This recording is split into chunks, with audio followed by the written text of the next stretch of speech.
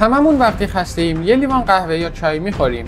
ولی تا حالا پرسیدی کافئین چقدر تو بدنت میمونه و چرا چند ساعت بعدش دوباره خسته میشیم؟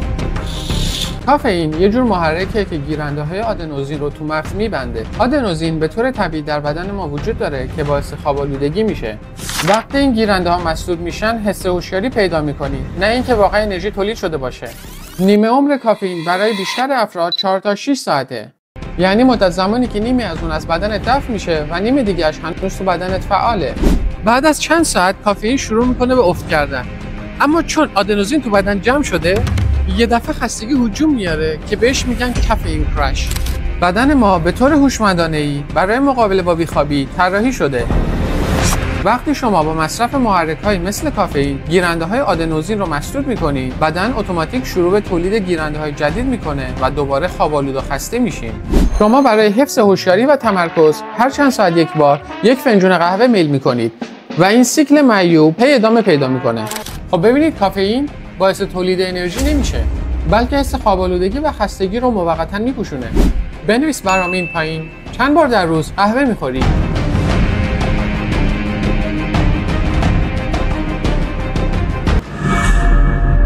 نیکوتین چقدر تو بدن میمونه و چرا بعدش خستگی میاد سراغمون؟ استیل کلین یک انتقال دهنده عصبیه که بدن ما خودش میسازه و نقش مهمی در حافظه، تمرکز، یادگیری و حرکت عضلات داره. این ماده از دو طریق جذب میشه: گیرنده های موسکارینی توی مغز و ارگان ها، گیرنده های نیکوتینی توی مغز، نورون ها و عضلات. وقتی ما در معرض نیکوتین قرار میگیریم، نیکوتین به جای استیل کلین به گیرنده ها متصل میشه. دست بر قضا اسم اون گیرنده ها هم گیرنده های نیکوتینیه. نیکوتین خودش رو جای استیل کلین جا میزنه و باعث میشه مغز فکر کنه که داره سیگنال طبیعی دریافت میکنه. در نتیجه منجر به هوشیاری و تمرکز میشه. این کار رو با فعال کردن دوپامین و نورپینفرین انجام میده. یعنی هم خلق و خو بهتر میشه و هم خستگی میره کنار. معمولا 30 تا 60 دقیقه طول میکشه تا اثرات نیکوتین حس بشن و حدود 1 تا 2 ساعت بعد بدنت به حالت عادی برمیگرده. کما اینکه 8 تا 12 ساعت طول میکشه تا کامل از بدنت دفع بشه. حالا اگه مغزت به نیکوتین عادت کرده باشه، به محض اینکه سطحش بیاد پایین، ممکنه دچار افت انرژی، عصبی شدن، بی‌حوصلگی یا حتی خواب‌آلودگی بشی. به این حالت میگن نیکوتین کرش. نیکوتین انرژی واقعی نمیسازه، بلکه یک کیک عصبیه که موقتا تو رو بالا میبره و اکتیوت میکنه و در مقایسه با استیل کلین اثرش قوی تر و ماندگارتره. اینو بفرست برای دوستای دودیت.